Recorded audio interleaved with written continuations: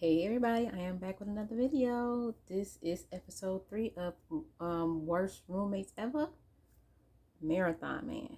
Stick tuned.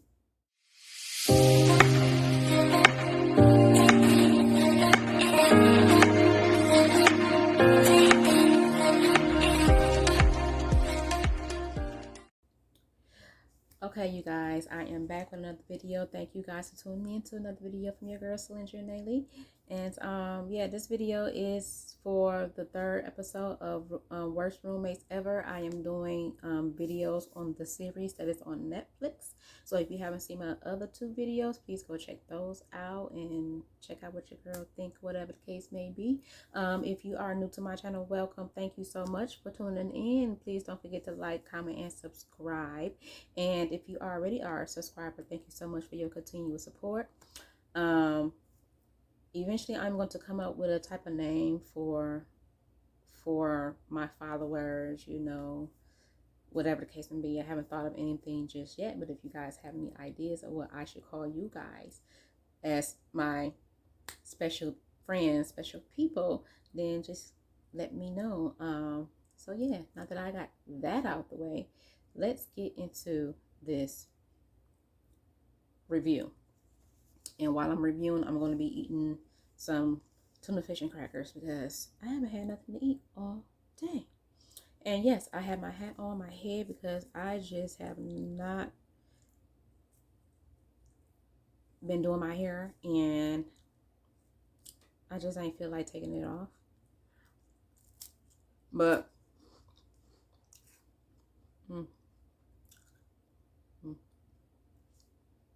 this episode, I'm gonna try to paraphrase it a lot because there's a lot of stuff that I have wrote down, but I'm not gonna talk about it every word for word that I have wrote down. But basically, it is an episode of a white girl who was an American who decided to move to Santiago, Chile after she graduated from college back in 2011. And she wanted to travel the world, go to a country where, she can really utilize her degree or whatever the case may be, and because it's easy to get a visa to go to Chile. So she went by herself. She ain't had no friends. She ain't had no family to go with her. She don't even have friends and family that live in Chile, okay? She packed up and she moved, okay? So she ended up getting to Chile. She ended up getting a job as a teacher, and she ended up finding a place to stay. Now, in Chile, they do a lot of roommating.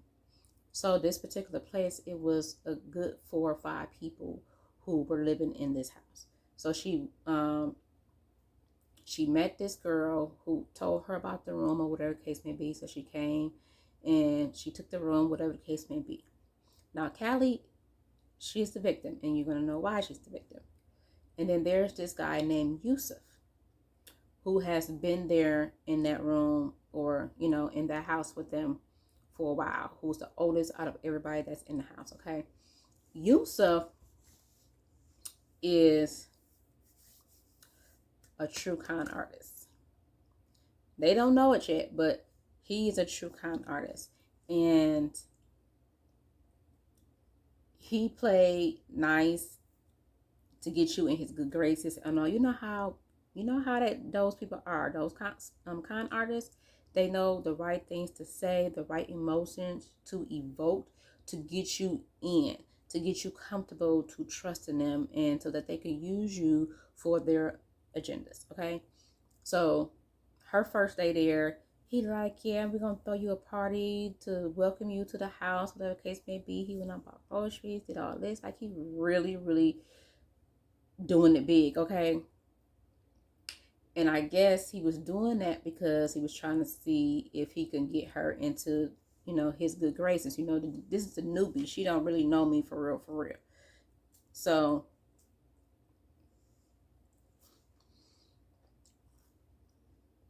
they all had a little party or whatever the case may be, had a good time. And this one time they was all sitting down at the table eating or whatever. And Yusuf just had these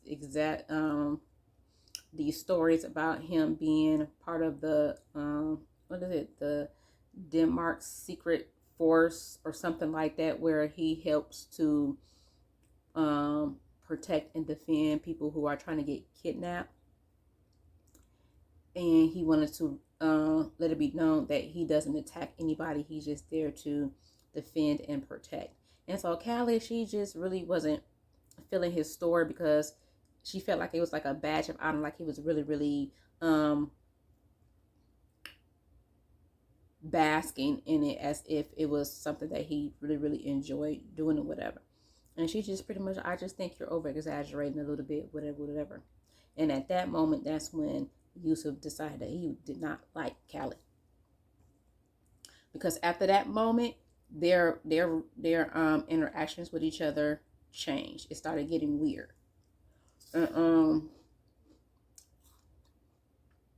So it's this one girl who was also another U.S. citizen, who was from the same state as Callie. They both came from Texas or whatever.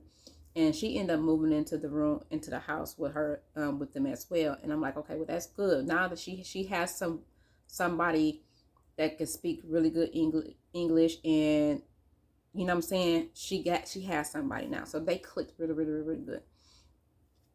And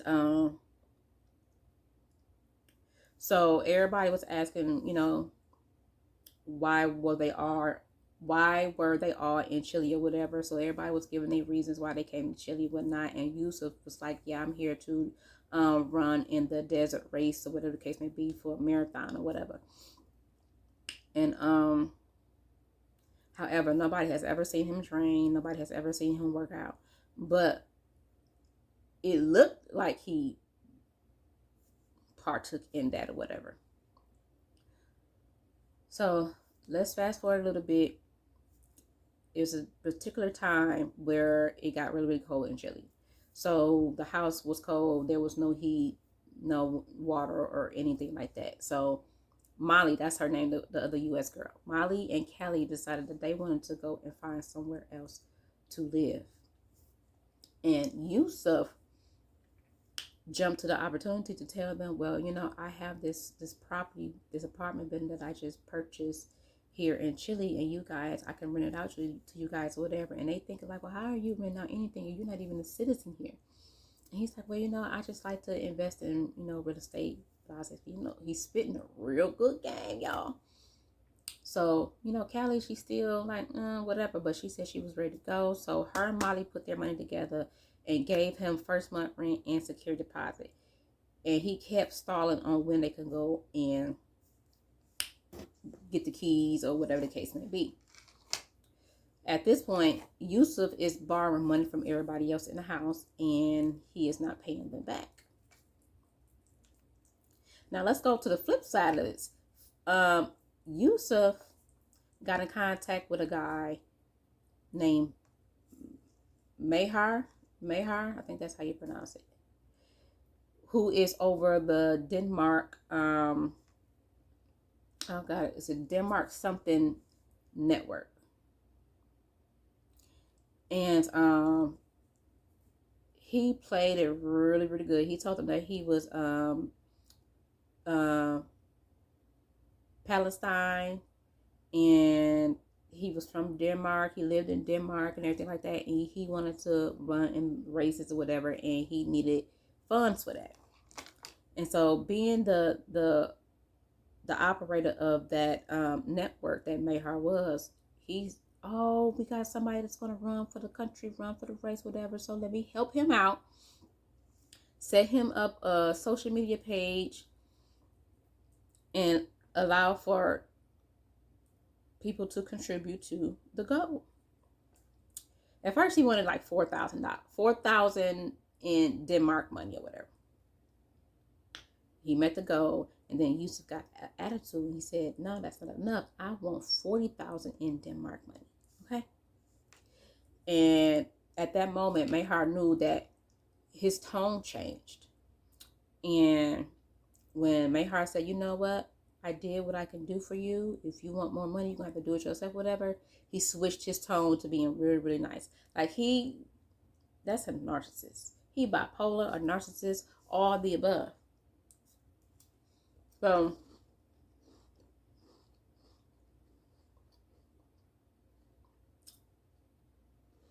he was able to get the money to do this little race as a person from Denmark, as a Palestine or whatever, Pakistan, whatever he said he was. The guy ended up checking the scores or whatever online, whatever. Yusuf was in first place the first day. Second time he checked, he was disqualified.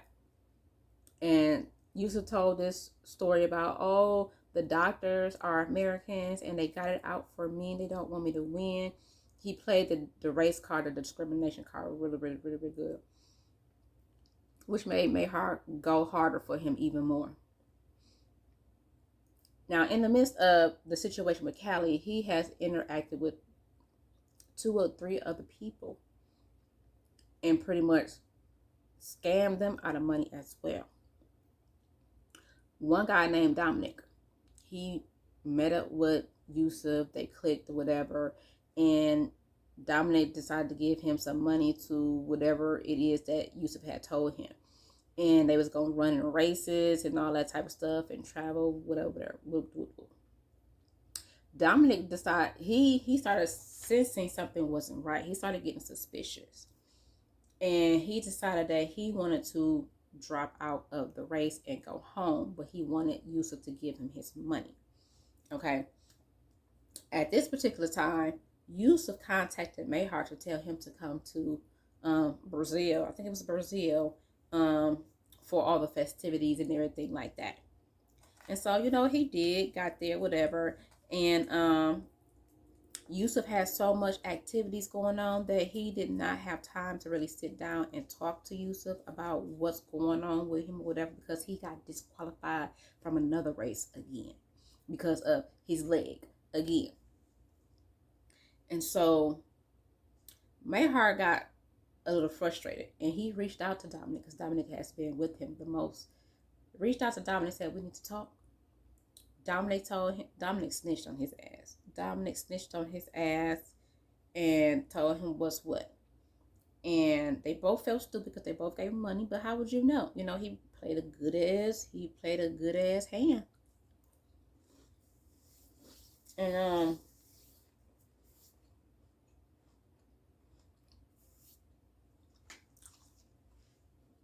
Dominic ended up meeting up with Yusuf. I think Dominic ended up contacting Yusuf, asking about his money again. Dominic was like, okay, you know what? I'm just going to go home. I'm going to cut my losses because it's clear that he's not going to give my money because he probably don't even have it. So he went home and whatever. Later on down the line, them two link up again. And Yusuf was trying to kill Dominic. Because he struck him over the head with a big ass tree branch. And they was fighting and tussling and everything like that. Yusuf was trying to kill Dominic. Now let's go back. I'm skipping all the other people's stories because it's just not really that important. I want to stick to Callie. So the whole situation about the apartment, right? So he volunteered. Well, he said to everybody, okay, I'm going to have Callie come with me to the real estate office so that she can know where it's at, so that she could come back the next day and get the key. And he told everybody that she would have a backpack with the money that he owes everybody. So Callie goes with him. Now, mind you, I didn't even know, but they walked. She said they walked so long to find this real estate place. And back then they didn't have iPhones, nothing like that. So they literally walked until they found where they were going. And so by this time, it was getting kind of dark, and he ended up stopping at this random ass place that looks like a real estate agency or office, whatever, to show her whatever. And he's like, you know what, I want to take you out to dinner or whatever to celebrate your move with Molly into the apartment, whatever the case may be. And at this point, she's just excited. She's like, yeah, okay, let's go ahead, have a drink, whatever the case may be. So they get to the place, have a couple of drinks. She said, I've never seen him take a drink in the 4 months that I was living with him. But he threw back 3 glasses of vodka and orange juice. I said, hold on now. That's my drink of choice when I want to go hard, okay? Vodka. Absolutely. So he was drinking. She was drinking the same thing. And so he made up this little story time. There is an abandoned house with a golden toilet seat or some shit like that. And then her little dumb naive self, in the back of her mind, she didn't believe him, but she just wanted to go along because it was like something fun to do or whatever. And then she was like, this was giving me a different side of him that I haven't seen. And she was like, she was comfortable or whatever. So they went to this place.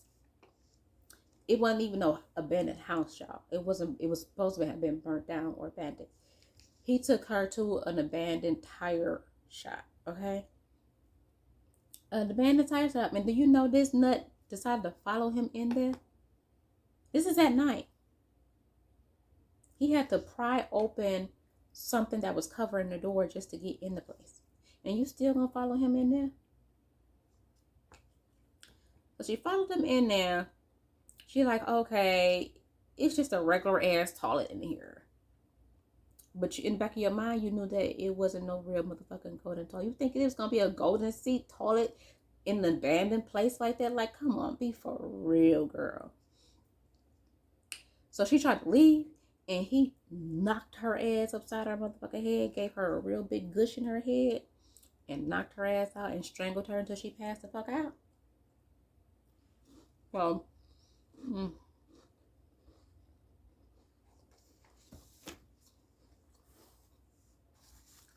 so he strangled her.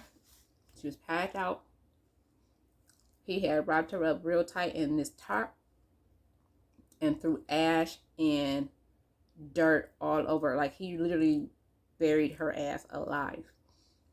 She don't know how long she was out, but she came back and she was trying to figure out what the fuck was going on, how she was going to get loose. She said luckily the tarp wasn't too tight at the top or whatever, so she was able to get loose, whatever the case may be. And her eyes were just bloodshot red and everything from all the dust and stuff and the motor oil and all that type of stuff. Like, she had the devil red eyes. Her shit was red as fuck. And she got out. By this time, Yusuf is at home with the backpack. And he gets to the house and everybody was wondering where Kelly is. Where's Kelly? And he's sitting there and telling, well, she ended up giving me the backpack back, and she went hanging out with some people that she met or whatever. He made it seem like, she chose to leave on her own or whatever the case may be. He tried to set this up really, really good. But Callie, her ass was walking home, fucked up with a gash in her head, bleeding, all that type of stuff. Got to the house. Yusuf the first person that she sees, and he talks about, oh my God, I'm so glad that you are safe, whatever, what happened to you? But he playing that motherfucking role. And so Molly comes outside and she hears Callie say, how could you do this to me? Why would you do this to me? Get the fuck away from me.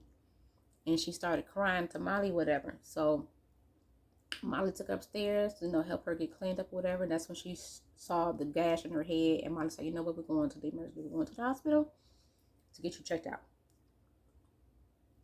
They stayed at the hospital, whatever the case may be. Molly said that she went to go and try to get a report done, and the police act like they didn't want to motherfucking be bothered with it.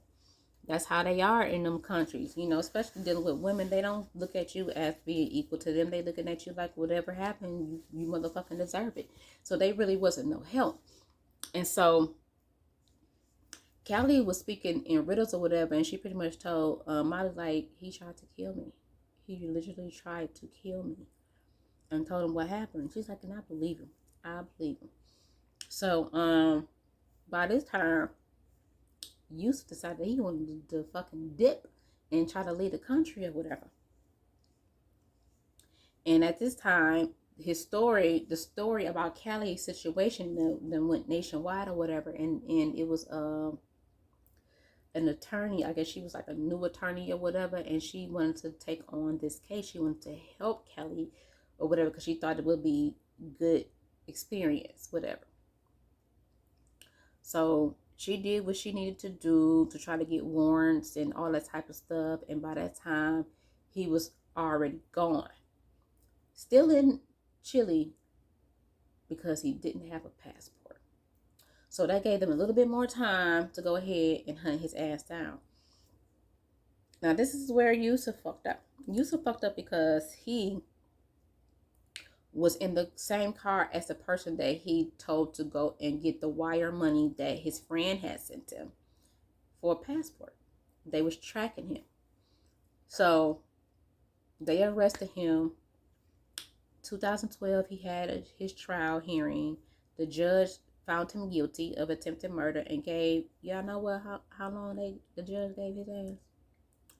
600 motherfucking days. Less than 2 years for attempted murder in Chile. And so he did his time in jail for those 600 days. She said when he got escorted out the courtroom, he turned around and looked at her and he winked at her, whatever, as if, he wasn't sorry or whatever, or like, when I get out, I'm gonna find your ass and I'm gonna kill your ass again, type of wink. And so he did his time, and then when he got out, he ended up getting arrested to go back to Denmark for crimes that he committed there, and he did a little time there. And then when he got out, he went back. He went somewhere where he just started back doing fraudulent shit again. This time it was with cell phones and all that type of stuff. Like, he didn't learn his lesson. He is a true manipulator and a true con artist and a fucking, he's a nutcase. So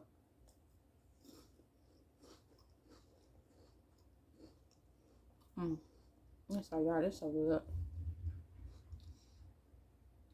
So he did all his time in each area, got out, and still went to a different place to do the same shit all over again. And he was so good at it, people started paying attention and they started making articles about him, like multiple articles about him and about his scamming, like social media pages about him, so that people can be aware of him. He's a serial scammer. That's what I call him, a serial scammer. And as of today, they don't know where he is. He's up under some alias names now, I would assume, because before he was always using his real fucking name, which was another dumb move on his part. So they don't know where his whereabouts are as of today. And I guess that's the scary part, because he could be out there lurking, looking, and, you know what I'm saying, stalking Callie, if he decided that he's going to come back to Chile, or, you know what I'm saying, you just never know. Now here's my thing. White people, and maybe a handful of black people, but majority of y'all white people, y'all like to take fucking risks. And I'm not mad at y'all for taking risks. But sometimes y'all taking risks, it'd be some of the most dumbest risks ever. Because me personally, there's no way that I'm going to move out of a country and not have at least one or two people move with me. Why would you want to go to a whole different country where the laws are different, the attitudes are different, the atmosphere is different? You have no support system whatsoever. And you think that is that's a good thing? No, that ain't no motherfucking good thing. No, absolutely not. Yeah, y'all are some true adventure seekers, and I ain't mad at y'all. But sometimes y'all do stuff so blindly, y'all end up in this type of situation. Okay.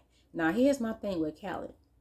In the beginning, you were skeptical of his stories that he was telling. Then all of a sudden, he wanted to take you out to dinner because of, oh, you're moving and stuff like that. Like, you never really was fucking with him like that in the first place. Now all of a sudden, he want to treat you out to eat after you know that he has not paid nobody back their money that he borrowed. He procrastinated with you and Molly moving. But you want him to take you out to dinner and drinks? And you ain't never seen him have a motherfucking drink before? All the signs were there, Callie. All the signs were there. And it's like you ain't think that he was gonna volunteer you to come follow him to this so-called real estate office after you done dismiss his heroic story of what he did for the kidnapped people and all that type of stuff. You dismissed him because he was liked by damn near everybody in that house before you got there. And he was not about to let you taint their thought process because if he... Okay, so yeah. So that's that on the episode, you guys. I am about to close out this video because my time is running out. But that story was not as crazy as the last two that I reviewed or whatever. So hopefully episode 4 is a little bit more intriguing, a little bit more jaw dropping or whatever, because I like these type of TV shows, episodes, and stuff like this. But I am at the end right here. I'm about to get ready to go to bed, get my stuff out for tomorrow, and hope that I have a wonderful Thursday because it's been crazy all week so far. I hope you guys enjoy the rest of your nights or day, depending on what time zone you're in. And yeah, I'm going to end right here. I'm going to see you guys on the next video. Bye.